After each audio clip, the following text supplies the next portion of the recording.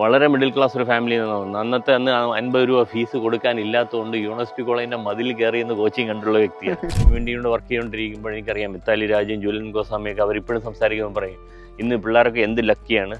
പണ്ട് അവർ ട്രാവൽ ചെയ്തുകൊണ്ടിരുന്ന general compartment അണ്ടർസേർഡ് പോയാണ് കളിച്ചിട്ടിരുന്നത്. ഞാൻ ലെവൽ 3 കഴിഞ്ഞപ്പോൾ ഇന്ത്യയിൽ ആദ്യത്തെ ലെവൽ 3 ബാച്ചിലുള്ളതാണ് ഞാൻ. ഞങ്ങളുടെ ബാച്ചിലാണ് ഭരത് അരുൺ, വെങ്കടേഷ് പ്രസാദ്, ലാൽചന്ദ് രജ്പുട്ട്, റോബിൻ സിംഗ് ഈ ബാച്ചിലുള്ളതാണ്. അല്ല, ജവഹർലാൽ സ്റ്റേഡിയത്തിൽ കളി നടക്കുമ്പോഴും ഇത് നോക്കിക്കഴിഞ്ഞാൽ തീർച്ചയായും ഇതാണ് ബെറ്റർ. എന്നാൽ ജവഹർലാൽ സ്റ്റേഡിയത്തിൽ കാറ്റിൻ്റെ ഓട്ടം വളരെ കുറവാണ്. അത് ഡിസൈൻ ചെയ്തിരിക്കുന്ന ഒരു ഫുട്ബോൾ സ്പെസിഫിക് ഇതിലായിട്ടാണ്. സഞ്ജുവിനെ സംബന്ധിച്ചോളം നമ്മൾ നോക്കുമ്പോൾ ഒരു ഇൻ്റർ സ്കൂൾ മാച്ചിൽ ഭയങ്കര മഴയുള്ളൊരു ജൂൺ ജൂലൈ മാസത്തിൽ മെഡിക്കൽ കോളേജിൽ ഈ വണ്ണത്തിൽ വെള്ളം, ഗ്രൗണ്ട് മൊത്തം ചെളി. അന്ന് സെൻറ്റ് മേരീസ് സ്കൂളുമായിട്ട് സെൻറ്റ് ജോസഫ് സ്കൂളിന് വേണ്ടി സഞ്ജു ബാറ്റ് ചെയ്യുന്ന ഒരു പൊട്ടിയ ബാറ്റ് വെച്ചിട്ട് ഗ്രൗണ്ടിൽ നമുക്ക് നിൽക്കാൻ പറ്റില്ല, ചറക്കിക്കൊണ്ടിരിക്കും. അത് വെച്ച് അവൻ ടൈം ചെയ്യുമ്പോൾ ബോളെല്ലാം വെളിയിൽ പോകും. ക്രിക്കറ്റ് എല്ലാവരും പറയും 22 യാർഡിലാണ് കളിക്കുന്നത്. പക്ഷേ എൻ്റെ അഭിപ്രായം പറഞ്ഞാൽ 2 ചെവിക്കിടയിലുള്ള 6 ഇഞ്ചിലാണ് ക്രിക്കറ്റിൻ്റെ കളിയാണ്. ഇന്ന് കേരളത്തിൻ്റെ സെലക്ടറാണ് പ്രശാന്ത് പരമനാഭൻ. കഴിഞ്ഞ കൊല്ലം വരെ ഏറ്റവും കൂടുതൽ കഴിഞ്ഞ കൊല്ലം ക്രിക്കറ്റിംഗ് സർക്കിളിൽ കേരളത്തിന് ചീത്ത് കിട്ടിയുള്ള വ്യക്തിയാണ് പ്രശാന്ത് പരമനാഭൻ. ആരെ എടുത്താലും പ്രശാന്തിൻ്റെ പേരിൽ, എടുത്തില്ലെങ്കിലും പ്രശാന്ത് അല്ലേ സെക്രട്ടറിയുടെ പേര്. ഇത് അടുത്ത തലത്തിൽ പോകുമ്പോഴത്തേക്ക് ഇന്ത്യൻ തലത്തിൽ അഗാർക്കറിനും ജയ് ഷൈക്കും ഒരു മാസം 30,000 രൂപ ശമ്പളം ടെക്നോ പാർക്കിൽ ഇപ്പോൾ ബിടെക്കും കഴിഞ്ഞ് കയറിയിരിക്കുന്ന ഒരു ഫ്രഷ് ടെക്കിയേക്കാണ് കൂടുതൽ 16 വയസ്സുള്ള ഒരു പയ്യുണ്ട്. രഞ്ജി ട്രോഫി കളിക്കുകയാണെങ്കിൽ മിനിമം ഒരു 10, 12, 14 ലക്ഷത്തിന് മേളിൽ കിട്ടും.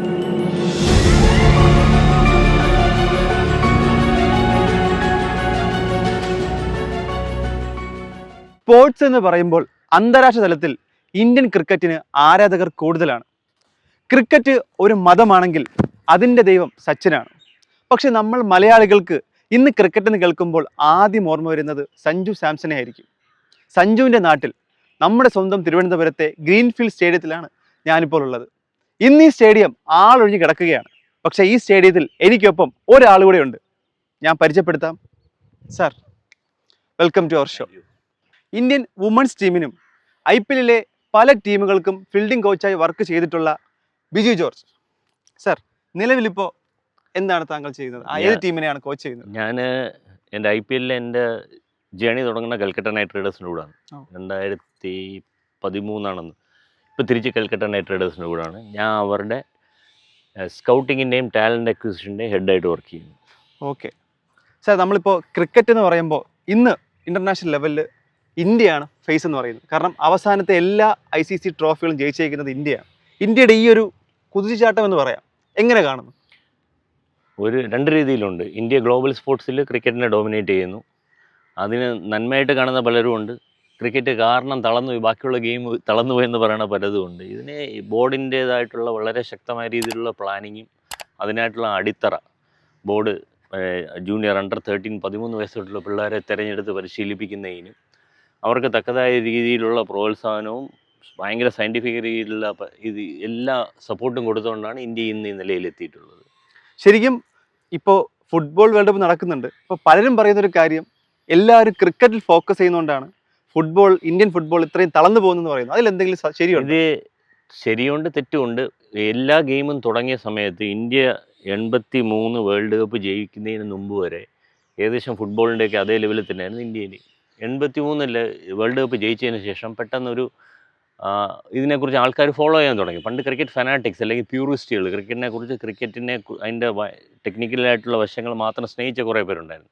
83 വേൾഡ് കപ്പിന് ശേഷം ഒരുപാട് പേര് ക്രിക്കറ്റിൽ ഫോളോ ചെയ്യാൻ തുടങ്ങി. പിന്നെ ക്രിക്കറ്റിനെ കുറിച്ചുള്ള പ്രത്യേകത എന്ന് വെച്ചാൽ ഓരോ ബോളിന് ഇടയിലും ഉള്ള സമയത്ത് ഒരു അഡ്വർടൈസ്മെൻറ്റിൻ്റെ സ്പേസ് വന്നു. ഓരോ ഓവറിൻ്റെ ഇടയിലുള്ള സ്പേസ് ഉണ്ട്.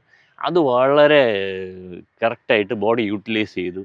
പിന്നെ ഭയങ്കരമായിട്ട് ക്രിക്കറ്റ് ഇവോൾവ് ചെയ്തു. T20 ഫോർമാറ്റ് വന്നു, വൈറ്റ് ബോൾ ക്രിക്കറ്റ് വന്നു, അത് മാർക്കറ്റ് ചെയ്തു. IPL വന്നു, IPL ഭയങ്കര സക്സസ് ആയി. വിമൻ പ്രീമിയർ ലീഗ് വന്നു, അത് സക്സസ് ആവുന്നു. മേളിൽ സക്സസ് ആയി കഴിഞ്ഞപ്പോൾ ബോർഡ് ശ്രദ്ധിച്ചൊരു കാര്യം എന്ന് വെച്ച് കഴിഞ്ഞാൽ കിട്ടുന്ന പൈസ ഓൾമോസ്റ്റ് 90% ഗ്രാസ് റൂട്ട് ക്രിക്കറ്റിലാണ് ഇൻവെസ്റ്റ് ചെയ്തിട്ടുള്ളത്. നമ്മൾ ഈ സ്റ്റേഡിയത്തിൻ്റെ പരിപാലനം ഉൾപ്പെടെ എല്ലാം ബോഡിയിൽ നിന്ന് വരുന്നുള്ള പൈസയാണ്. അങ്ങനെ ചെയ്യുമ്പോഴത്തേക്ക് തീർച്ചയായിട്ടും റിസൾട്ട് കിട്ടും. ബാക്കിയുള്ള ഗെയിമുകൾ ഫുട്ബോളാണെങ്കിലും വോളിബോളാണെങ്കിലും ഒരു ക്രിക്കറ്റിനെ അല്ലെങ്കിൽ ഒരു സാഹചര്യത്തെ പഴി ചാരാതെ അവരുടെ രീതിയിൽ മുന്നോട്ട് പോകുന്നെങ്കിൽ തീർച്ചയായിട്ടും ISL ഉണ്ട്. അതൊക്കെ കുറച്ചുകൂടെ പോപ്പുലറാക്കുക, ജനകീയമാക്കുക. അങ്ങനെ തീർച്ചയായിട്ടും ബാക്കി ഗെയിമും ഇതേ ലെവലിലേക്ക് വരാൻ ചാൻസ് ഉള്ളതാണ്. അപ്പോൾ ഒരിക്കലും ക്രിക്കറ്റ് ഇതേപോലെ ആയിരുന്നു. ഒരു വേൾഡ് കപ്പ് എടുത്തതിന് ശേഷമാണ് ക്രിക്കറ്റിന് ബൂസ്റ്റ് ഉണ്ടാകുന്നത്. തീർച്ചയായിട്ടും 83 വേൾഡ് കപ്പിൽ അന്ന് കളിച്ചിട്ടുള്ള ബൽവീന്ദർ സിംഗ് സാർ എന്ന് പറഞ്ഞ പായി എനിക്ക് ഭയങ്കര സ്വന്തം ചേട്ടനെ പോലുള്ള വ്യക്തിയാണ്. അദ്ദേഹത്തിനോടൊക്കെ സംസാരിക്കുമ്പോൾ അവരനുഭവിച്ചിട്ടുള്ള കാര്യങ്ങൾ അന്ന് അവർക്ക് കിട്ടിയുള്ള മാച്ച് ആ ഫീസ്. ഒരു ഫിലിം തന്നെ ഇറങ്ങിയിട്ടുണ്ട്. അത് തന്നെയാണ്. അതിലെ ഞാൻ വിമൻ ടീമിനോട് താങ്കൾ പറഞ്ഞ പോലെ വിമൻ ടീമിനോട് വർക്ക് ചെയ്തുകൊണ്ടിരിക്കുമ്പോൾ എനിക്കറിയാം മിത്താലി രാജും ജ്വലൻ ഗോസ്വാമിയൊക്കെ അവരിപ്പോഴും സംസാരിക്കുമ്പോൾ പറയും ഇന്ന് പിള്ളേരൊക്കെ എന്ത് ലക്കിയാണ്. പണ്ട് അവർ ട്രാവൽ ചെയ്തുകൊണ്ടിരുന്ന ജനറൽ കമ്പാർട്ട്മെൻറ്റ് അണ്ടർസേർഡ് പോയാണ് കളിച്ചിട്ടിരുന്നത്. ഇന്ത്യൻ ക്രിക്കറ്റ് ടീം പോയി. ഇന്ത്യൻ ക്രിക്കറ്റ് ടീമിലേക്കുള്ള യാത്രയിൽ ഇന്ത്യൻ ടീം യാത്ര ചെയ്യുമ്പോൾ അന്ന് ഇന്ത്യൻ ടീമിന് സ്പോൺസേഴ്സ് ഇല്ല, ബോർഡിൻ്റെ കീഴിലല്ല Indian team. Indian women cricket team വേറൊരു ബോർഡാണ്. അന്ന് ഒരു ഫൈനാൻഷ്യൽ സപ്പോർട്ടും ഇല്ലായിരുന്നു. അവർ സ്ട്രഗിൾ ചെയ്ത് തന്നെയാണ് വന്നത്. എല്ലാവർക്കും സ്ട്രഗിളിൻ്റെ ഒരു ഫേസ് ഉണ്ട്. ആ ഫേസിൽ നമ്മൾ ഗെയിം ആണെങ്കിലും വ്യക്തിയാണെങ്കിലും എങ്ങനെ ഓവർകം ചെയ്യുന്ന ഒരു രീതിക്കും നമ്മുടെ മുന്നോട്ടുള്ള ഇത്. സാർ എപ്പോഴാണ് ആദ്യമായിട്ട് കോച്ചിങ്ങിലായിട്ട് കരിയർ? കോച്ചിങ്ങിലായിട്ട് ഇത് കഴിഞ്ഞ് ഞാൻ ആർട്സ് കോളേജിൽ പഠിച്ചുകൊണ്ടിരുന്നപ്പോൾ എനിക്കും കളിച്ചു തുടങ്ങുന്ന എല്ലാ വ്യക്തികളെയും കുറിച്ച് കളിക്കണം, ഇന്ത്യ കളിക്കണം എന്ന ആഗ്രഹം ഉണ്ടെന്ന്. പക്ഷേ എനിക്ക് വ്യക്തമായി മനസ്സിലായി എനിക്ക് അങ്ങോട്ട് പോകാനുള്ള കഴിവില്ല. ഇത് ഏത് വർഷമാണ് ആ സംഭവം? ഈ 1982 ഓർമ്മയെ. അപ്പോൾ അന്ന് എൻ്റെ കൂടെ ആർട്സ് കോളേജിന് ഞാനും ഫാസ്റ്റ് ബോളറായിരുന്നു. എൻ്റെ കൂടെ ബോൾ ചെയ്യുന്ന ജയകുമാർ എന്നൊരു വ്യക്തിയാണ്. ജയകുമാർ പെട്ടെന്ന് രഞ്ജി ട്രോഫി കളിച്ചു, ദിലീപ് ട്രോഫി കളിച്ചു. ജയകുമാർ അങ്ങ്. അപ്പോൾ എനിക്ക് മനസ്സിലായി സഡൻ റിയലൈസേഷനാണ് ഈ പാതയിൽ എനിക്ക് മുന്നോട്ട് പോകാൻ പറ്റില്ല. അപ്പോൾ എന്ത് ചെയ്യാൻ പറ്റും? കോച്ചിങ് ചെയ്യണമെന്ന് ആഗ്രഹമുണ്ട്. പക്ഷെ അന്ന് കേരളത്തിൽ ഞാനൊക്കെ കളിച്ചിരുന്ന സമയത്ത് കോച്ചിങ് എന്ന് പറയുന്നത് ഭയങ്കര എലൈറ്റിസ്റ്റ് ആയിട്ടുള്ള കുറച്ച് കോച്ചസേ ഉള്ളൂ. കുറേ കൂടെ ഒക്കെ സാമ്പത്തികം വേണം. ഞാൻ വളരെ സാധാരണ ഒരു വളരെ മിഡിൽ ക്ലാസ് ഒരു ഫാമിലിയിൽ നിന്ന് വന്നു. അന്ന് 50 രൂപ ഫീസ് കൊടുക്കാനില്ലാത്തതുകൊണ്ട് യൂണിവേഴ്സിറ്റി കോളേജിൻ്റെ മതിൽ കയറിയെന്ന് കോച്ചിങ് കണ്ടുള്ള വ്യക്തിയാണ്. അന്ന് ഞാൻ തീരുമാനിച്ച് കോച്ചാകണം, സൗജന്യമായിട്ട് കോച്ചാകണം. സൗജന്യമായിട്ട് കോച്ചിങ് കൊടുക്കുന്ന ഒരു കോച്ചായി മാറണമെന്ന് വിചാരിച്ചാണ്. അങ്ങനെ ദൈവത്തിൻ്റെ ദയ കൊണ്ട് അത് നടന്ന് കോച്ചായി. ഓക്കെ. എന്തുകൊണ്ടാണ് ഈ ഫീൽഡിംഗ് കോച്ച് അതിലോട്ട്? ഞങ്ങൾ കോച്ചിങ്ങിന് ഇന്ത്യയിൽ 2-3 സ്ട്രീമുകളാണുള്ളത്. ഇപ്പോൾ പ്രൈവറ്റായിട്ട് പല കോച്ചിങ് കോഴ്സസും ഉണ്ട്. അല്ലാതുള്ള നാഷണൽ ഇൻസ്റ്റിറ്റ്യൂട്ട് ഓഫ് സ്പോർട്സ് എന്ന് പറയും, കേന്ദ്ര സർക്കാരിൻ്റെ കീഴിലുള്ള പട്ടിയാലയിൽ ബേസ്ഡ് ആയിട്ടുള്ള അതിൻ്റെ കീഴിലുള്ള അവരുടെ ഒരു കൊല്ലത്തെ കോഴ്സാണ്, 10 മാസം. പിന്നെ ബോർഡിൻ്റെ കീഴിലുള്ളതാണ്. BCCI നടത്തുന്ന ലെവൽ 1, ലെവൽ 2, ലെവൽ 3 എന്ന് പറയും. ലെവൽ 3 ആണ് ഇന്ത്യയിൽ ഇതുവരെയുള്ള ഏറ്റവും വലുത്. ലെവൽ 3 കഴിഞ്ഞ ശേഷം സ്പെഷ്യലൈസേഷനാണ്. ഞാൻ ലെവൽ 3 കഴിഞ്ഞപ്പോൾ ഇന്ത്യയിൽ ആദ്യത്തെ ലെവൽ 3 ബാച്ചിലുള്ളതാണ് ഞങ്ങളുടെ ബാച്ചിലാണ് ഭരത് അരുൺ, വെങ്കടേഷ് പ്രസാദ്, ലാൽചന്ദ് രജ്പുട്ട്, റോബിൻ സിംഗ് ഈ ബാച്ചിലുള്ളതാണ്. അപ്പോൾ അതിൽ നോക്കുമ്പോഴത്തേക്ക് പിന്നെ സ്പെഷ്യലൈസേഷൻ വന്നു. അപ്പോൾ സ്പെഷ്യലൈസേഷൻ വന്നപ്പോൾ ഒരു ലാൽചന്ദ് രജ്പുട്ട് ബാറ്റിങ്ങിൻ്റെ സ്പെഷ്യലൈസ് ചെയ്യുമ്പോൾ, ഒരു വെങ്കടേഷ് പ്രസാദ് ബോളിങ്ങിൻ്റെ സ്പെഷ്യലൈസ് ചെയ്യുമ്പോൾ, ബൽവീന്ദർ സിംഗ് സന്ധു ബോളിങ്ങിൻ്റെ സ്പെഷ്യലൈസ് ചെയ്യുമ്പോൾ ഞാൻ ഫീൽഡിങ്ങിൻ്റെ തന്നെ. തീർച്ചയായിട്ടും ആരും എടുക്കാമെന്നുള്ളതല്ല, നമുക്ക് അറിയണം നമ്മൾ എവിടെ ഫിറ്റ് ആവും എന്നുള്ളത് നോക്കണം. അങ്ങനെ അതെടുത്തു. അത് ദൈവം കൂടെ ഉള്ളതുകൊണ്ട്. ഓക്കെ. ഇപ്പം നമ്മൾ നിൽക്കുന്നത് ഗ്രീൻഫീൽഡ് സ്റ്റേഡിയത്തിലാണ്. ഇപ്പോൾ കേരളം പറയുമ്പോഴത്തേക്കും 2 ഇൻ്റർനാഷണൽ സ്റ്റേഡിയം, ഒന്ന് കൊച്ചിയിലുള്ളതും ഒന്ന് ഗ്രീൻഫീൽഡിലുള്ളതും.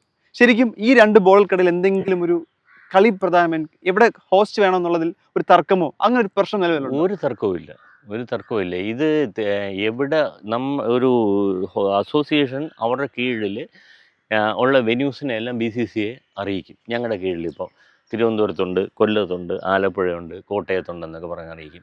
ബോർഡിൻ്റെ ഒരു ടെക്നിക്കൽ കമ്മിറ്റി വന്ന് ഈ ഗ്രൗണ്ടുകളെല്ലാം പരിശോധിക്കും. ഗ്രൗണ്ടുകൾ പരിശോധിക്കുമ്പോൾ ഗ്രൗണ്ടിൻ്റെ പ്രതലം മാത്രമല്ല, വിക്കറ്റിനെ കുറിച്ചുള്ള സ്റ്റഡി, കാണികൾക്ക് കാണാനുള്ള സൗകര്യം, ഒരു എമർജൻസി വന്നാൽ എത്ര എളുപ്പം ഇവാക്യുവേറ്റ് ചെയ്യാൻ പറ്റും, ഒരു ഫയറിൻ്റെ ഒരു പ്രോബ്ലം വന്ന് അല്ലെങ്കിൽ എന്തെങ്കിലും ഒരു നാച്ചുറൽ ഡിസാസ്റ്റർ വന്നു കഴിഞ്ഞാൽ എത്ര വേഗം ആൾക്കാരെ ഇവാക്യുവേറ്റ് ചെയ്യാൻ പറ്റും. പിന്നെ എല്ലാ സാഹചര്യങ്ങളും നോക്കി അടുത്ത് എത്ര സ്റ്റാർ ഹോട്ടലുകളുണ്ട്, എയർപോർട്ടായിട്ടുള്ള യാത്ര, ഇതെല്ലാം നോക്കിയിട്ടാണ് ബോർഡ് തീരുമാനിക്കുന്നത്. അങ്ങനെ നോക്കുമ്പോഴത്തേക്ക് തിരുവനന്തപുരത്ത് ഇന്നത്തെ സാഹചര്യം വെച്ച് തിരുവനന്തപുരത്ത് കുറേ മാച്ചസ് കിട്ടുന്നു. ഇനി നാളെ കൊച്ചിയിൽ പുതിയൊരു സ്റ്റേഡിയം വന്നാൽ കൊച്ചിയിൽ കിട്ടായികയൊന്നുമില്ല. സാറിൻ്റെ ഒരു പോയിന്റ് ഓഫ് വ്യൂവിൽ ബെറ്റർ സ്റ്റേഡിയം ഏതാണ്? ട്രിവാൻഡ്രം ആണോ? തീർച്ചയായിട്ടും ഇന്നത്തെ സാഹചര്യത്തിലുള്ള ജവഹർലാൽ നെഹ്റു സ്റ്റേഡിയത്തെക്കാട്ടിലും ജവഹർലാൽ സ്റ്റേഡിയത്തിൽ കളി നടക്കുമ്പോഴും ഇത് നോക്കിക്കഴിഞ്ഞാൽ തീർച്ചയായും ഇതാണ് ബെറ്റർ. എന്നാൽ ജവഹർലാൽ സ്റ്റേഡിയത്തിൽ കാറ്റിൻ്റെ ഓട്ടം വളരെ കുറവാണ്. അത് ഡിസൈൻ ചെയ്തിരിക്കുന്ന ഒരു ഫുട്ബോൾ സ്പെസിഫിക് ഇതിലായിട്ടാണ്. അതിൻ്റെ സാധാരണ ക്രിക്കറ്റും ബേസ്ഡ് ആയിട്ടുള്ള ഗ്രൗണ്ടും ബാക്കിയുള്ള ഗ്രൗണ്ടുള്ള വ്യത്യാസം എന്താണെന്ന് വെച്ച് കഴിഞ്ഞാൽ നടുക്ക് നമ്മൾ ഈ കാണുന്ന ഇവിടുന്ന് വെളിയിലേക്ക് ഒരു സ്ലോ ആയിട്ട് ഗ്രേഡിയൻ്റ് ആണ്, ഒരു സ്ലോപ്പ് കാണും, ഒരു ചെറിയ സ്ലോപ്പ് ഉണ്ടാവും. മറ്റേ അവിടെ അതില്ല, ഫ്ലാറ്റ് ആണ്. ഫുട്ബോൾ ബേസ്ഡ് ആയിട്ട് ഔട്ട്ഫീൽഡ് കുറച്ച് സ്ലോ ആകാൻ ചാൻസ് ഉണ്ട്. ഇതാകുമ്പോഴത്തേക്ക് കാണാനും രസമാണ്, ഫോളോ ചെയ്യാൻ രസമാണ്. അതെ. കുറച്ചുകൂടെ ബാറ്റിനൊക്കെ നമുക്ക് വാല്യൂ ഫോർ ദ ഷോട്ട്സ് കിട്ടും. നമ്മൾ ട്രിവാൻഡ്രം എന്ന് പറയുമ്പോൾ ഇന്ന് ഒറ്റ പേര് നമ്മുടെ മനസ്സിലോട്ട് വരത്തുള്ളൂ. ക്രിക്കറ്റ് എന്ന് പറയുമ്പോൾ സഞ്ജു സാംസൺ. ആദ്യമായി സാറ് പുള്ളി സ്പോട്ട് ചെയ്തത് എപ്പോഴാണ്? ഇവൻ ടാലന്റഡ് ആണെന്ന് തോന്നുന്നത് എപ്പോഴാണ്? സഞ്ജുവിനെ മെഡിക്കൽ കോളേജ് ഗ്രൗണ്ടിൽ ഇതേപോലെ സുധീർ അലി എന്ന് പറയും, കേരള ക്രിക്കറ്റ് അസോസിയേഷൻ്റെ വർക്ക് ചെയ്തിരുന്നതാണ്. ഇപ്പം BCCIയുടെ സ്റ്റാറ്റിസ്റ്റീഷ്യനാണ്. അപ്പോൾ സുധീർ അലി പറഞ്ഞിട്ട് ജെയിംസ് എന്ന് പറഞ്ഞൊരു വ്യക്തി സഞ്ജുവിൻ്റെ ഫാദറിനെയും കൂട്ടി 2 പിള്ളേരുമായിട്ട് വരിക. സഞ്ജുവിന് എനിക്ക് തോന്നുന്നു 11 വയസ്സ്, ചേട്ടനെന്ന് 12 വയസ്സാണ്. അന്ന് വന്ന് ഇവർ രണ്ടുപേരും വന്ന് അന്ന് ഇവിടുത്തെ സെലക്ഷൻ്റെ സമയം കഴിഞ്ഞു പോയായിരുന്നു. ഈ അണ്ടർ 14 15 സെലക്ഷൻ്റെ കഴിഞ്ഞു പോയായിരുന്നു. അപ്പോൾ സലി അന്ന് വയനാട് പോയി, അവിടെ നിന്ന് കളിച്ച് സഞ്ജു ഇവിടെ കളിച്ചു തുടങ്ങി. സഞ്ജുവിന്റെ ഫാദർ അയ്യോ ഡൽഹിയിൽ നിന്ന് വന്ന് അവരെ സമ്മതിച്ചവർ സഞ്ജുവിൻ്റെ ഫാദറും മദറും ഇവർക്ക് വേണ്ടി എടുത്ത റിസ്ക്കും എടുത്തു വേണ്ടിയ ത്യാഗങ്ങളും ഒക്കെ ഇല്ലേ, അതിൻ്റെ ഫലമാണ് അവർക്ക് കിട്ടുന്നത്. സാറ് പറയുന്ന കാര്യം ഈ സ്പോട്ട് ചെയ്ത മൊമെന്റ് എപ്പോഴായിരുന്നു? സ്പോർട്ട് ചെയ്യുമ്പോൾ ജെനുവൻലി നമ്മളെല്ലാവരെയും കാണുമ്പോഴത്തേക്ക് എല്ലാ പിള്ളേരും ഒരു ലെവലിൽ വരെ ചിലർ ഭയങ്കര എക്സ്ട്രാordinary ടാലൻറ്റഡ് ആയിരിക്കും. പക്ഷേ ടാലൻറ്റ് മാത്രമായിട്ട് ഞാൻ ടോട്ടാലിറ്റിയിൽ ഒന്നുമല്ല. ഒരുപാട് ടാലൻറ്റുള്ള പ്ലേയേഴ്സ് ഉണ്ട്. ഒരു പക്ഷേ ഒരു തെണ്ടുൽക്കറിനെ പോലെ ടാലൻറ്റുള്ള വ്യക്തികൾ ഇനിയും പലരും കണ്ടായിരിക്കും. പക്ഷേ ടാലൻറ്റ്, ഡെഡിക്കേഷൻ, ഡിസിപ്ലിൻ ഇതെല്ലാം കൂടെ ചേർത്ത് കൊണ്ടുപോകുന്ന വ്യക്തിയാണ് സക്സസ് ആകുന്നത്. സഞ്ജുവിനെ സംബന്ധിച്ചോളം നമ്മൾ നോക്കുമ്പോൾ ഒരു ഇൻ്റർ സ്കൂൾ മാച്ചിൽ ഭയങ്കര മഴയുള്ളൊരു ജൂൺ ജൂലൈ മാസത്തിൽ മെഡിക്കൽ കോളേജിൽ ഈ വണ്ണത്തിൽ വെള്ളം, ഗ്രൗണ്ട് മൊത്തം ചെളി. അന്ന് സെൻറ്റ് മേരീസ് സ്കൂളുമായിട്ട് സെൻറ്റ് ജോസഫ് സ്കൂളിന് വേണ്ടി സഞ്ജു ബാറ്റ് ചെയ്യുന്ന ഒരു പൊട്ടിയ ബാറ്റ് വെച്ചിട്ട് ഗ്രൗണ്ടിൽ നമുക്ക് നിൽക്കാൻ പറ്റില്ല, ചിറക്കിക്കൊണ്ടിരിക്കും. അത് വെച്ച് അവൻ ടൈം ചെയ്യുമ്പോൾ ബോളെല്ലാം വെളിയിൽ പോകണം. അപ്പോഴേ നമുക്ക് ജെനുവിൻലി കൊള്ളാം. അന്ന് വെള്ളമുള്ള പിച്ചിൽ വെള്ളം ചെളിയുള്ള വിക്കറ്റ് നിൽക്കാൻ പറ്റില്ല. അവിടെ നിന്നിട്ട് അവൻ ഇങ്ങനെ ടാപ്പ് ചെയ്യണം, ബോൾ വെളിയിൽ പോകണം. മെഡിക്കൽ കോളേജ് ഗ്രൗണ്ടിൽ നമ്മുടെ മരങ്ങളുടെ അവിടെ വന്ന് വീഴുന്നു. അന്ന് 12 വയസ്സുള്ള സഞ്ജുവിന് അന്ന് ബാറ്റിംഗ് കണ്ടപ്പോൾ അവൻ വ്യത്യാസമുള്ള വ്യക്തിയാണ്. സഞ്ജുവിന്റെ ഹാൻഡ് പവറും ടെക്നിക്കും പറയുന്നൊരു കാര്യമാണ്. ഹാൻഡ് ഐ കോർഡിനേഷൻ പവറിനെക്കാട്ടിലും കൂടുതൽ സഞ്ജുവിനെ ഞാൻ എപ്പോഴും കാണുമ്പോൾ സഞ്ജുവിൽ കാണുന്നൊരു വ്യത്യാസം, സഞ്ജുവിന് ഭയങ്കര ടെക്നിക്കലി ഭയങ്കര പെർഫെക്റ്റ് ആണ്. ബാറ്റ് സ്പീഡ് നല്ലതാണ്. ടൈമിങ് ഭയങ്കരമായിട്ട്, ടൈമിംഗ് എന്ന് പറഞ്ഞ ഒരു ദൈവത്തിൻ്റെ അനുഗ്രഹമാണ്. സൗരവ് ഗാംഗുലിക്ക് ഉണ്ടായിരുന്നു. അതേസമയം നമ്മൾ വിനോദ് കാംബ്ലി ആണെങ്കിൽ ഇവരെ പോലുള്ളൊരു ആഞ്ഞടിക്കുകയാണ് ചെയ്യണല്ലേ, കണ്ടിട്ടുണ്ട്. ദാദാ ഇങ്ങനെ വെക്കുന്ന ബോൾ പോകുന്നു. സഞ്ജു അത് തന്നെ, സഞ്ജു ഇങ്ങനെ തട്ടുന്ന ബോൾ 6 പോകുന്നു. വൈഭവ് സൂര്യവംശി ആഞ്ഞടിക്കുന്നു. സഞ്ജു ഒരിക്കലും ആഞ്ഞടിക്കുന്നതായിട്ട് നമുക്ക് തോന്നിയിട്ടില്ല. അതാണ് പുള്ളു മാത്രമേ പുള്ളി അത്യാവശ്യം, അത്ര ബാക്കിയെല്ലാം അതും ടൈം ചെയ്യുള്ളൂ, വെളിയിൽ പോകും. പലരും പറയുന്നത് സഞ്ജുവിന് ഫുട് വർക്കിനെ പറ്റിയാണ്. അധികം ഫുട് വർക്ക് ചെയ്യാറില്ല എന്ന് പറയാറുണ്ട്. ഫുട് വർക്ക് എന്ന് പറയുന്നത് എന്താണ്? ഫുട് വർക്ക് എന്ന് പറയുന്നത് ഒരു ബോളിനെ ബോൾ വീഴുന്നതിൻ്റെ അടുത്ത് പോയി നമ്മൾ മീറ്റ് ചെയ്യും. റെഡ് ബോൾ ക്രിക്കറ്റിലാണ് ഏറ്റവും അടുത്ത് നമ്മൾ പോയി കണക്ട് ചെയ്യാൻ നോക്കും. വൈറ്റ് ബോൾ ക്രിക്കറ്റിൽ കുറച്ച് ദൂരെ കണക്ട് ചെയ്യാൻ നോക്കും. നമ്മുടെ ഉദ്ദേശം എന്താണ്? നമുക്ക് ഓപ്റ്റിമം റിസൾട്ട് കിട്ടത്തക്ക രീതിയിൽ ബാറ്റും ബോളുമായിട്ടുള്ള ഒരു കോണ്ടാക്റ്റ് വേണം. സഞ്ജുവിനെ സംബന്ധിച്ചോളം സഞ്ജുവിന് അവിടെ പോകാതെ ഇവിടെ കോണ്ടാക്ട് ചെയ്യാൻ പറ്റുമെങ്കിൽ ഏറ്റവും നല്ലത്. വീണ്ടും ഞാൻ പറഞ്ഞ നമ്മൾ ഗ്രീൻഫീൽഡിൽ നിൽക്കുമ്പോൾ എൻ്റെ മൈൻഡിൽ വരുന്ന ഫസ്റ്റ് മൊമെൻ്റ് എന്ന് പറയുന്നത് സഞ്ജു ന്യൂസിലാൻഡ് സീരീസിലെ അവസാന മത്സരം, 5ാമത്തെ T20. ആ സീരീസ് മൊത്തം വളരെ മോശം രീതിയിലായിരുന്നു സഞ്ജു പെർഫോം ചെയ്തുകൊണ്ടിരുന്നത്. വരാൻ പോകുന്നത് മുന്നിൽ വേൾഡ് കപ്പ്.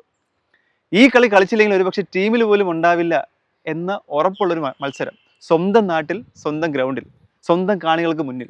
അപ്പോൾ നമ്മളെല്ലാവരും ഭയങ്കരമായ ഇന്നിങ്സ് എന്ന് ആഗ്രഹിച്ചു, നമ്മൾ പ്രതീക്ഷിച്ചു. പക്ഷെ അന്ന് നമ്മളെല്ലാവരും നിരാശപ്പെടുത്തിക്കൊണ്ട് സഞ്ജു ബൗൾഡ് ആവുകയായിരുന്നു. ആ മൊമെൻറ്റിനെ എങ്ങനെ ഓവർകം ചെയ്തിട്ടുണ്ടായിരിക്കാം സഞ്ജു?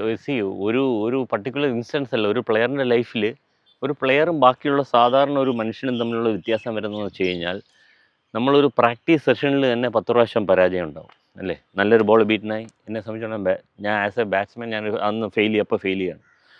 ഞാൻ നല്ല ബൗളറാണ്, ഞാൻ എറിയുന്ന ഒരു ബോൾ എൻ്റെ നല്ല ബോൾ ബാറ്റ്സ്മാൻ 6 അടിക്കുന്നത് ഒരു ഫെയിലറാണ്. പക്ഷേ അതിനെ ഞാൻ എങ്ങനെ ഓവർകം ചെയ്യുന്നു? ഇത് 13 വയസ്സ് തൊട്ട് സഞ്ജുവിൻ്റെ ലൈഫിൽ ഇന്ന ദിവസം വരെയാണെങ്കിൽ സഞ്ജുവിന് എപ്പോഴും ഉയർച്ചയും താഴ്ചയും ഉണ്ടായിട്ടുണ്ട്. അതെല്ലാം കാണുന്നത് ഒരേ ലെവലിൽ കാണുന്നതുകൊണ്ട് അതുകൊണ്ട് ആ ഫെയിലറും അതേപോലെ എടുത്തു, അതിൻ്റെ റിസൾട്ട് നല്ലപോലെ കിട്ടി. പക്ഷേ ആ വേൾഡ് കപ്പ് ശരിക്കും സഞ്ജുവിന് ഇത്രയും വർഷം അനുഭവിച്ച ഒരു റിജക്ഷന് കൊടുത്തൊരു തിരിച്ചടി പോലെ, അല്ലെങ്കിൽ ഒരു സ്റ്റേറ്റ്മെൻ്റ് ആയിരുന്നു ആ 3 ഇന്നിങ്സ്. അതിന്നും ലോകത്ത് ആരും മറക്കത്തില്ല. ആ കളി കണ്ട ആരും. ആ ഒരു വേൾഡ് കപ്പ് ഇന്ത്യ ജയിച്ചെങ്കിൽ, ആ കപ്പ് ഉയർത്തിയെങ്കിൽ അതിൽ സഞ്ജുവിൻ്റെ കരങ്ങളായിരിക്കും ഏറ്റവും വ്യക്തമായി പതിഞ്ഞിട്ടുണ്ടാവുക. അതിൽ ഒരു കോച്ച് എന്ന രീതിയിൽ എന്തെങ്കിലും ഒരിക്കൽ ഇത്രയും ഒരു സക്സസ്സിൽ എത്തുമെന്ന് പ്രതീക്ഷിച്ചായിരുന്നു. തീർച്ചയായും 100% ഷുവറായിരുന്നു. 100% എന്ന് വെച്ച് കഴിഞ്ഞാൽ Asia cup, under 19 Asia cup India ജയിക്കുമ്പോൾ ഞാൻ ആ ടീമിൻ്റെ കൂടെ ഉണ്ട് അസിസ്റ്റന്റ് കോച്ചായിട്ട്. ഞാൻ ഭരത് അരുണ് ചീഫ് കോച്ച്, ശ്രീധരൻ ഞാനുമാണ് അസിസ്റ്റന്റ് കോച്ചസ്. അന്ന് വേൾഡ് കപ്പ് ഫൈനലിൽ ഏഷ്യ കപ്പ് ഫൈനലിൽ പാകിസ്ഥാനിലെ സഞ്ജു 100 അടിക്കുക, സെഞ്ചുറി അടിച്ചാണ് നമ്മൾ ജയിക്കുന്നത്.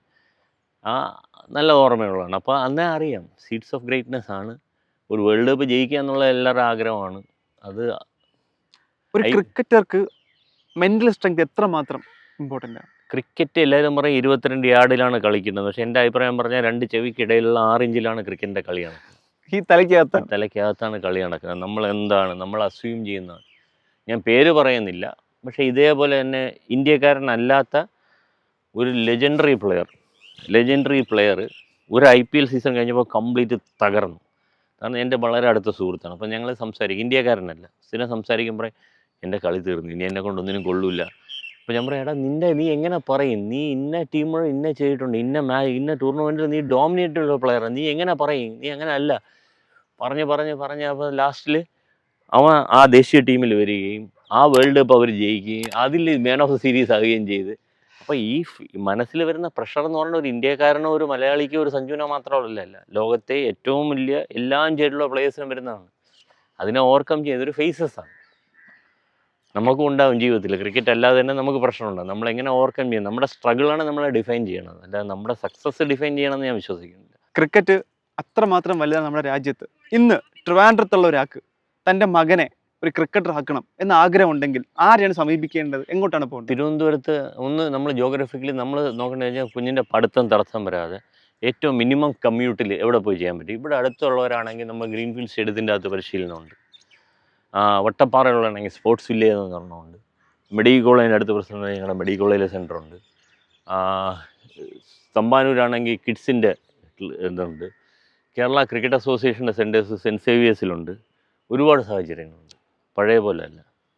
ശരിക്കും ഈ ബോർഡറിലെല്ലാം ഈ പൊളിറ്റിക്സ് ഉള്ളതാണോ അതോ വെറും വാർത്തകളിൽ മാത്രം നടക്കുന്ന റൂമറാണ്? 3 പേര് ഒത്ത് എവിടെ വരുന്നു അവിടെ എല്ലാം പൊളിറ്റിക്സ് ഉള്ളതാണല്ലേ. അതെ, അത് നാച്ചുറലാണ്. പൊളിറ്റിക്സോ ഇതൊന്നുമുള്ളതല്ല. അതിനെക്കുറിച്ച് അങ്ങനെ ഒരു പൊളിറ്റിക്സ്, പക്ഷേ ആരുടെയും സെലക്ഷനെ ബാധിക്കുന്ന പൊളിറ്റിക്സോ ആരുടെയെങ്കിലും കരിയറിനെ പറയുന്ന പൊളിറ്റിക്സോ ഉള്ളതായിട്ട് ഞാൻ വിശ്വസിക്കുന്നില്ല. സെലക്ഷൻ കമ്മിറ്റിയെ പറ്റി എപ്പോഴും ഒരു കുറ്റം അതെപ്പോഴും പറയാൻ പറ്റില്ല. എന്ന് വെച്ച് കഴിഞ്ഞാൽ ഇന്ത്യയിൽ ഇത്രയും ലക്ഷം പേര് കളിക്കുന്നതിന് 16 പേരെ തിരഞ്ഞെടുക്കുമ്പോൾ, അല്ലെങ്കിൽ ഒരു 40 പേരുടെ ക്യാമ്പിൽ നിന്ന് 15 പേരെ തിരഞ്ഞെടുക്കുമ്പോൾ ഇതേപോലെ കഴിവുള്ള 1-2 വ്യക്തികൾ മിസ്സായി പോയെന്നിരിക്കും. അപ്പോൾ അതും സെലക്ടറിൻ്റെ ജോലി ഭയങ്കര കഷ്ടമാണ്. ഇന്ന് കേരളത്തിൻ്റെ സെലക്ടറാണ് പ്രശാന്ത് പരമനാഭൻ. കഴിഞ്ഞ കൊല്ലം വരെ ഏറ്റവും കൂടുതൽ കഴിഞ്ഞ കൊല്ലം ക്രിക്കറ്റിംഗ് സർക്കിളിൽ കേരളത്തിൽ ചീത്ത കിട്ടിയിട്ടുള്ള വ്യക്തിയാണ് പ്രശാന്ത് പരമനാഭൻ. ആരെ എടുത്താലും പ്രശാന്തിൻ്റെ പേരിൽ, എടുത്തില്ലെങ്കിലും പ്രശാന്ത് അല്ലേ സെക്രട്ടറിയുടെ പേരിൽ. ഇത് അടുത്ത തലത്തിൽ പോകുമ്പോഴത്തേക്ക് ഇന്ത്യൻ തലത്തിൽ അഗാർക്കറിനും ജയ്ഷായിക്കും കേൾക്കാം. അത്രയേ ഉള്ളൂ. ഓക്കെ, ഒരു 20 വർഷത്തിന് ശേഷം ഇന്ത്യൻ ക്രിക്കറ്റ് എന്ത് അവസ്ഥയിലായിരിക്കും, എങ്ങനെയായിരിക്കും ഫ്യൂച്ചർ ഇന്ത്യൻ ക്രിക്കറ്റിൻ്റെ, വേൾഡ് ക്രിക്കറ്റിൻ്റെ ഫ്യൂച്ചർ? ഈ വേൾഡ് കപ്പ് T20 അല്ലാതെ ഒരു മത്സരങ്ങൾ കാണുമെന്ന് എനിക്ക് തോന്നുന്നില്ല. ടെസ്റ്റ് മാച്ചസ് ചിലപ്പം വളരെ റെയറായിട്ട് കാണും. 50 ഓവർ മാച്ചസ് ഇല്ല. ഇപ്പൊ പുതിയൊരു ഫോർമാറ്റ് ഇൻട്രൊഡ്യൂസ് ചെയ്തല്ലോ, ടെസ്റ്റ് 20 എന്ന് വരുന്നു. അതിൽ 50 ഓവർ മാച്ചസ് ഇല്ലാതാവും. പിന്നെ വരാൻ പോകണമെന്ന് വെച്ച് കഴിഞ്ഞാൽ ടീമുകൾ ഈ ഇന്നിപ്പോൾ കളിക്കുന്ന നമ്മൾ ഈ വേൾഡ് ഫുട്ബോൾ നടക്കുന്നത് തീർച്ചയായിട്ടും അതിന് ആരാധകരുണ്ട്. അതേപോലെ തന്നെയാണ് UEFA കപ്പിനും ഇതിനും. അതേപോലെ ക്ലബ്ബുകൾ, ഫ്രാഞ്ചൈസികളായിരിക്കും ഡോമിനേറ്റ് ചെയ്യുന്നത്. ഇപ്പോൾ തന്നെ ഞാൻ വർക്ക് ചെയ്യുന്ന കൽക്കട്ട നൈറ്റ് റൈഡേഴ്സ്, ഞങ്ങൾക്ക് ദുബായിലുണ്ട്, ഫ്രാഞ്ചൈസി ഉണ്ട്. MLC അമേരിക്കയിലുണ്ട്. കരീബിയൻ പ്രീമിയർ ലീഗിൽ ആണുങ്ങളുടെയും പെണ്ണുങ്ങളുടെയും ഉണ്ട്. MLC അമേരിക്കയിൽ അടുത്തോളം പെണ്ണുങ്ങളുടെ വരുന്നു. അപ്പോൾ അടുത്ത എന്ന് പറഞ്ഞാൽ ഫ്രാഞ്ചൈസികളുടെ അവരുടെ ആയിട്ടുള്ള ഇൻഡിപെൻഡൻ്റ് സ്റ്റേഡിയംസ് അവർ കിട്ടും. അവരുടേതായിട്ടുള്ള അക്കാഡമീസ് വരും.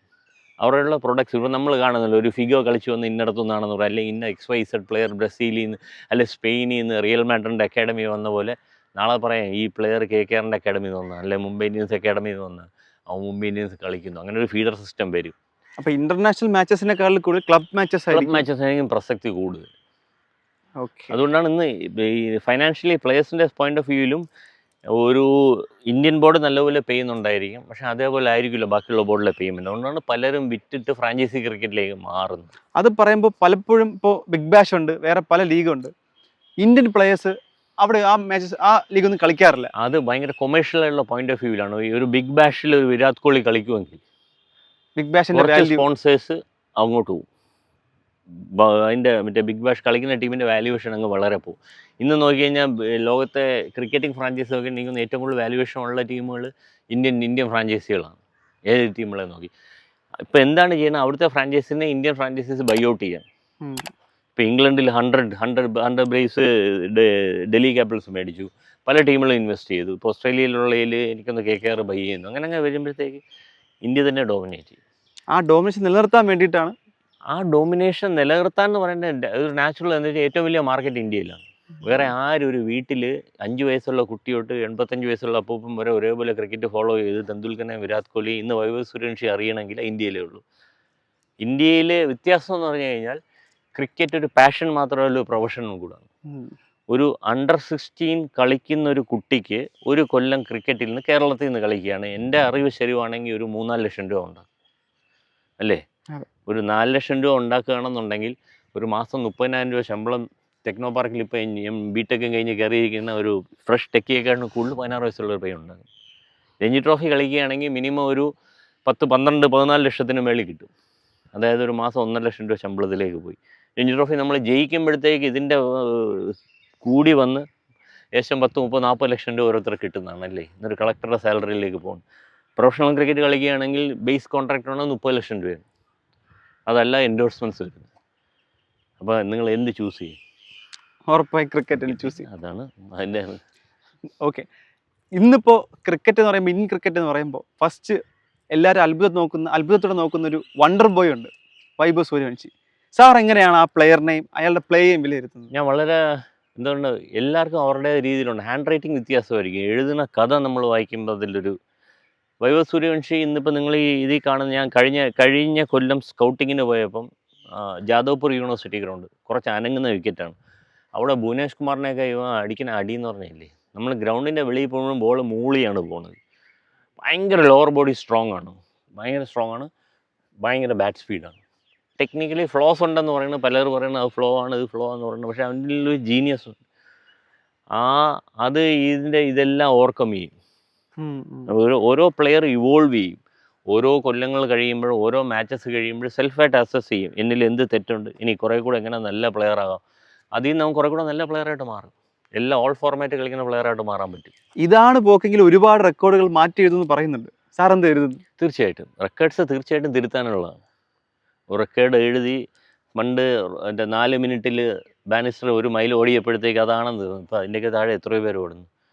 അതെ, വൈഭവ് സൂര്യവംശി ഇന്ത്യൻ 20 ടീമിലേക്ക് വരികയാണെന്ന് സങ്കല്പിക്കാം. ഇപ്പോൾ ഓൾറെഡി സെലക്ട് ചെയ്തിട്ടുണ്ട്. അതെ അതെ. അതിനിടയിൽ ഓപ്പണിംഗിൽ അഭിഷേക് ശർമ്മയും സഞ്ജുവും ആയിരിക്കും, അതോ ഓപ്പണിംഗിൽ അഭിഷേക് ശർമ്മയും വൈഭവ് ആയിരിക്കും? ഓപ്പണിംഗിൽ എൻ്റെ ഒരു ലെഫ്റ്റ് ഹാൻഡർ റൈറ്റ് ഹാൻഡർ ആകാനാണ് ചാൻസ് ഉള്ളത്. കാരണം അത് മറ്റേത് ഫെയിൽ ആയിട്ടുണ്ട് പലപ്പോഴും. 2 ലെഫ്റ്റ് ഹാൻഡേഴ്സ് ഇടുന്നത്. 2 ലെഫ്റ്റ് ഹാൻഡേഴ്സ് ഉണ്ട്. 2 ലെഫ്റ്റ് ഹാൻഡേഴ്സ് ഇടുകയാണെങ്കിൽ ഒരു ഓഫ് സ്പിന്നറെ ഒന്ന് എറിയുക, അല്ലെങ്കിൽ ഒരു എവേ ഗോയിങ് ബോളർ എറിയുകയാണെന്നുണ്ടെങ്കിൽ പ്രൈസ് അപ്പോൾ റൈറ്റ് ഹാൻഡർ ലെഫ്റ്റ് ഹാൻഡർ ആയിരിക്കും വരാൻ ചാൻസ് ഉള്ളത്. അപ്പോൾ അങ്ങനെയാണെങ്കിൽ അഭിഷേകിനെ മാറ്റുമോ അതോ സൂര്യവംശി? ഇനിഷ്യലി എൻ്റെ കണക്കൂട്ടിൽ ശരിയാണ്, അഭിഷേക് ആദ്യം കളിക്കും. അഭിഷേക് സഞ്ജു ഓപ്പണിംഗ്, അഭിഷേക് സഞ്ജു ഓപ്പൺ ചെയ്യാൻ പറ്റും. അപ്പോൾ വൈഭവ് വൺ ഡൗണിലോട്ടാകും. 1 ഡൗണിലേക്ക് പോകും.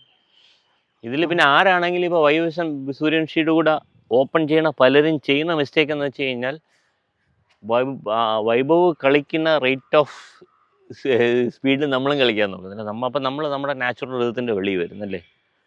അതെ, ജയ്സ്വാളിന് പറ്റിയത് അതാണല്ലോ ഈ സീസൺ. നമ്മുടെ കളി നമ്മളായി കളിച്ചു കഴിഞ്ഞാൽ നമുക്ക് നമ്മുടെ ഐഡൻറ്റിറ്റി ഉണ്ടാവും. അത് തീർച്ചയായും. ഓക്കെ, ഇനി IPL വരികയാണെങ്കിൽ ഇപ്പോൾ തുടർച്ചയായിട്ട് 2 തവണ RCB ആണ്. 18 വർഷങ്ങളുടെ ഒരു കാത്തിരിപ്പിന് ശേഷം ഇപ്പോൾ തുടർച്ചയായിട്ട് 2 തവണ RCB കപ്പടിച്ചിട്ടുണ്ട്. എങ്ങനെ കാണുന്നു ആ കോഹ്ലിയുടെ ആ ഒരു ജേണിയെ? ഇത്രയും ഒരേ ഫ്രാഞ്ചൈസിൽ ഇത്രയും വർഷം കളിക്കുക, ഒരു ലെജൻഡാണ്. തീർച്ചയായിട്ടും വിരാട് കോഹ്ലിയെ സംബന്ധിച്ച ഡെഡിക്കേഷന്, ഡിസിപ്ലിന്, ഫിറ്റ്നസ് ലെവല്, എല്ലാ കാര്യങ്ങളിലും ബാക്കിയുള്ള ഡിസ്ട്രാക്ഷൻസിൽ നിന്നെല്ലാം മാറി. ഒന്നുമില്ല വിരാട് കോഹ്ലിയെക്കുറിച്ച് ഒരു കോൺട്രവേഴ്സി നമ്മൾ കേൾക്കണില്ലല്ലോ. അസോസിയേഷനുമായിട്ടാണെങ്കിലോ ബോർഡുമായിട്ടാണെങ്കിലോ പേഴ്സണൽ ലെവലിലാണെങ്കിലോ ഫാമിലി ലൈഫിലാണോ ഒന്നുമില്ല, സാറ്റിസ്ഫൈഡ് ആണ്. ബാക്കി എല്ലാം നമ്മൾ ഹോളിസ്റ്റിക് ആയിട്ട് കാണും. ഒരു പ്ലെയർ സക്സസ് ആണെന്ന് വെച്ച് കഴിഞ്ഞാൽ അവൻ്റെ എല്ലാ മണ്ഡലങ്ങളിലും അവന് പീസ് കിട്ടുമ്പോഴാണ്. അവൻ്റെ ഫിറ്റ്നസ് ആണെങ്കിൽ ശരി, അവൻ്റെ സ്പിരിച്വൽ ലൈഫ് ആണെങ്കിൽ ശരി, ഫാമിലി ലൈഫ്, ഇതിലൊക്കെ സമാധാനം കിട്ടുമ്പോൾ പ്ലെയർ പെർഫോം ചെയ്യും. അതാണ് കോഹ്ലി ചെയ്യുന്നത്. പിന്നെ ഇത്രയും കൊല്ലം ആ പീക്ക് പെർഫോമൻസ് മെയിൻറ്റെയിൻ ചെയ്യുക എന്ന് പറയുന്നത് ഹാറ്റ്സ് ഓഫ്. ക്രിക്കറ്റിനെ കുറിച്ചും സഞ്ജുവിനെ കുറിച്ചുമാണ് ആദ്യ എപ്പിസോഡ് നമ്മൾ സംസാരിച്ചത്. കുറച്ച് സസ്പെൻസുകളുമായി 2ാമത്തെ എപ്പിസോഡ് ഉടൻ വരും. Stay tune.